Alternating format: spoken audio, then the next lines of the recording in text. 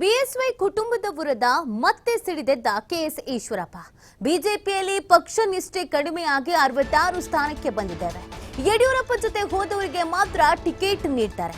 ಬಿಜೆಪಿಯನ್ನ BSY ಕುಟುಂಬ ಸ್ವಂತ ಆಸ್ತಿ ರೀತಿಯಲ್ಲಿ ಬಳಸಿದೆ.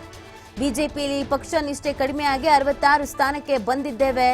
ಯಡಿಯೂರಪ್ಪ ಜೊತೆ ಹೋದವರಿಗೆ ಮಾತ್ರ ಟಿಕೆಟ್ ನೀಡ್ತಾರೆ ಅನ್ನುವಂತ ಆರೋಪ.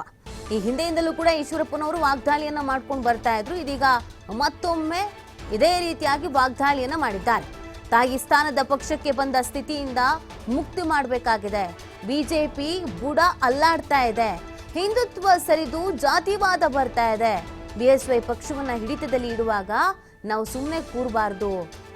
ಬಿಜೆಪಿಯನ್ನು ಉಳಿಸೋಕೆ ಹೋರಾಟ ಮಾಡಬೇಕು. ಬಿಜೆಪಿ ಶುದ್ಧೀಕರಣ ಆಗಬೇಕು ಅಂತ ಅವ್ರು ಮಾತನಾಡಿದ್ದಾರೆ. ಜಾತಿಯ ವಿಚಾರದಿಂದ ರಾಷ್ಟ್ರೀಯ ವಿಚಾರ ಪಕ್ಕಕ್ಕೆ ಹೋಗಿರೋದ್ರಿಂದ ಪಕ್ಷದ ನಿಷ್ಠೆ ಕಡಿಮೆ ಆಗ್ತಾ ಇರೋದ್ರಿಂದ 66 ಸ್ಥಾನಕ್ಕೆ ನಾವು ಬಂದಿದ್ದೇವೆ. MLAಗಳು ಯಾರು ಯಡಿಯೂರಪ್ಪನವ್ರ ಜೊತೆ ಹೋಗ್ತಾರೋ ಅವ್ರಿಗೆ ಟಿಕೆಟು, ಯಾರು ಜೊತೆ ಹೋಗಲು ಅವ್ರಿಗೆ ಟಿಕೆಟ್ ಇಲ್ಲ. ಭಾರತೀಯ ಜನತಾ ಪಾರ್ಟಿ ನಮಗೋಸ್ಕರ ಇದೆ ಅನ್ನೋದಕ್ಕಿಂತನೂ ಸಿದ್ಧಾಂತ ಎಲ್ಲವೂ ಕೂಡ ಇಡೀ ದೇಶದಲ್ಲಿ ಅಭಿವೃದ್ಧಿ ಆಗಬೇಕು ಅಂತ ರಾಮಲಕ್ಷ್ಮಣನ ಅಂತೇನು ಹೇಳಿದೆ ನಾನು. ನರೇಂದ್ರ ಮೋದಿ ಮತ್ತು ಅಮಿತ್ ಶಾ ಅವರ ನೇತೃತ್ವದಲ್ಲಿ ಲಕ್ಷಾಂತರ ಜನ ಕೆಲಸ ಮಾಡ್ತಿರೋಂಥ ಸಂದರ್ಭದಲ್ಲಿ ಕರ್ನಾಟಕ ರಾಜ್ಯದಲ್ಲಿ ಆ ಶ್ರಮ, ಆ ತಪಸ್ಸೇನಿಗೆಲ್ಲ ನಮ್ಮ ಕಾರ್ಯಕರ್ತರು ಮಾಡ್ತಾ ಇದ್ದಾರೆ. ಅದನ್ನು ತನ್ನ ಸ್ವಂತ ಆಸ್ತಿ ಅನ್ನೋಂಥ ರೂಪದಲ್ಲಿ ಯಡಿಯೂರಪ್ಪನವ್ರ ಕುಟುಂಬ ಬಳಸ್ಕೊಂಡು ಈ ಪಕ್ಷ ಇವತ್ತು ಈ ಸ್ಥಿತಿ ಬಂದಿದೆ. ನಮಗೆಲ್ಲರೂ ಕೂಡ ಪಕ್ಷ ತಾಯಿ ಸ್ಥಾನದಲ್ಲಿಂಥ ಭಾರತೀಯ ಜನತಾ ಪಾರ್ಟಿಗೆ ಬಂದಿರೋಂಥ ಈ ಪರಿಸ್ಥಿತಿಯನ್ನು ಮುಕ್ತ ಮಾಡಬೇಕು ಅನ್ನೋಂಥ ಉದ್ದೇಶದಿಂದ ಯಾವ ರೀತಿ ಇಡೀ ದೇಶದಲ್ಲಿ ನರೇಂದ್ರ ಮೋದಿ, ಅಮಿತ್ ಶಾ ಅವರು ಸೋನಿಯಾ ಗಾಂಧಿ, ರಾಹುಲ್ ಗಾಂಧಿ ಕುಟುಂಬದಿಂದ ಮುಕ್ತ ಮಾಡಬೇಕು ಅಂತ ಅಪೇಕ್ಷೆ ಪಡ್ತಿದ್ದಾರೋ ಅದೇ ರೀತಿ ಕರ್ನಾಟಕ ರಾಜ್ಯದಲ್ಲಿ ಯಡಿಯೂರಪ್ಪ ಮತ್ತು ಅವ್ರ ಕುಟುಂಬದಿಂದ ಅಪ್ಪ ಮಕ್ಕಳಿಂದ ಈ ಪಕ್ಷವನ್ನು ಮುಕ್ತ ಮಾಡಬೇಕು ಅನ್ನೋಂಥ ಉದ್ದೇಶದಿಂದ ನಾನು ಯಾರ್ಯಾರು ಇವಾಗ ಕೆಲಸ ಮಾಡ್ತಿದ್ದಾರೋ ಎಲ್ಲ ಭಾರತೀಯ ಜನತಾ ಪಾರ್ಟಿ ಕಾರ್ಯಕರ್ತರು ನಾನು ಮನವಿ ಮಾಡ್ತೇನೆ.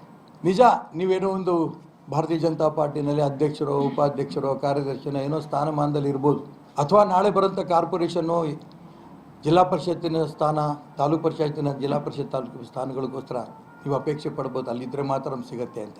ಆದರೆ ತಾಯಿಯ ಬುಡವೇ ಅಲ್ಲಾಡ್ತಾ ಇದೆ. ಭಾರತೀಯ ಜನತಾ ಪಾರ್ಟಿ ಬುಡನೇ ಅಲ್ಲಾಡ್ತಾ ಇದೆ.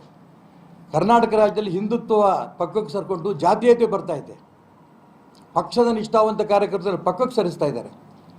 ಪಕ್ಷ ಉಳಿಬೇಕು, ಹಿಂದುತ್ವ ಉಳಿಬೇಕು, ನಿಷ್ಠಾವಂತ ಕಾರ್ಯಕರ್ತರು ಬೆಲೆ ಸಿಗಬೇಕು, ಜಾತಿವಾದಿಗಳು ಪಕ್ಕಕ್ಕೆ ಸರ್ಕೋಬೇಕು ಅಂತ ಆಸೆ ಇದ್ದರೆ ದಯವಿಟ್ಟು ತಾವೆಲ್ಲರೂ ಕೂಡ ರಘುಪತಿ ಭಟ್ ಅವರಿಗೆ ಕೆಲಸ ಮಾಡಿ ಅಂತ ನಾನು ಪ್ರಾರ್ಥನೆ ಕೂಡ ನಾನು ಮಾಡ್ತಾಯಿದ್ದೀನಿ. ನಮ್ಮದೇ ನಾವು ನೋಡ್ಕೋತೀವಿ ಅಂದರೆ ನಿಮಗೂ ಯಡಿಯೂರಪ್ಪನವ್ರಿಗೂ ಏನು ವ್ಯತ್ಯಾಸ ಆಗಲ್ಲ. ಭಾರತೀಯ ಜನತಾ ಪಾರ್ಟಿ ತನ್ನ ಕೈಯಲ್ಲಿ ಹಿಡ್ಕೊಂಡು ಅದ್ರ ಮುಖಾಂತರ ತಾನು, ತನ್ನ ಮಕ್ಕಳು ಅಭಿವೃದ್ಧಿ ಆಗಬೇಕು ಅಂತ ಇಡೀ ಪಕ್ಷವನ್ನೇ ಹಿಡಿತದಲ್ಲಿ ಇಟ್ಕೊಂಡು ಪ್ರಯತ್ನ ಮುಂದುವರಿಸ್ತಾ ಇರೋದ್ರ ಸಂದರ್ಭದಲ್ಲಿ ನಾವು ಸುಮ್ಮನೆ ಕೂರೋಕ್ಕಾಗಲ್ಲ. ಅನೇಕರು ಸಾವಿರಾರಿನಲ್ಲಿ ಫೋನ್ ಬಂತು ಚುನಾವಣೆ ನಿಂತಂಥ ಸಂದರ್ಭದಲ್ಲಿ, ಈಗಲೂ ಬರ್ತಾ ಇದೆ. ಏನಾರು ಮಾಡಬೇಕು ಅಂತ. ಏನು ಮಾಡಬೇಕು?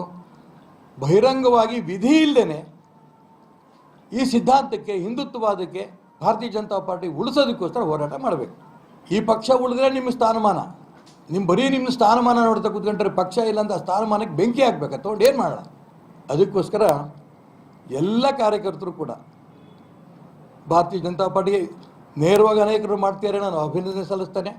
ಕೆಲವರು ಹಿಂಭಾಗದಿಂದ ಮಾಡ್ತಿದ್ದಾರೆ, ಅವ್ರಿಗೂ ಕೂಡ ನಾನು ಮನವಿ ಮಾಡ್ತಾ ಇದ್ದೇನೆ, ಒಟ್ಟಿಗೆ ಬನ್ನಿ. ಈ ಚುನಾವಣೆ 100ಕ್ಕೆ 100 ರಘುಪತಿ ಭಟ್ ಗೆದ್ದೇ ಗೆಲ್ತಾರೆ. ಇದರಲ್ಲಿ ಯಾವ ಅನುಮಾನವೂ ಬೇಡ. ಹಿಂದುತ್ವದ ಬಗ್ಗೆ ಆಗ್ತಾ ಇರುತ್ತೆ ಅಪಮಾನ, ರಘುಪತಿ ಭಟ್ರಿಗೆ ಆಗಿರೋಂಥ ಅನ್ಯಾಯ, ನನಗಾಗಿದ್ದಂಥ ಅನ್ಯಾಯ, ಇದೆಲ್ಲವನ್ನು ಗಮನಿಸ್ತಾ ಇದ್ದಾರೆ ಇಡೀ ರಾಜ್ಯದ ಜನ. ಅದೇ ರೀತಿ ಈ ಒಂದು ವಿಧಾನ ಪರಿಷತ್ತಿನ ಮತದಾರರು ಗಮನಿಸ್ತಾ ಇದ್ದಾರೆ.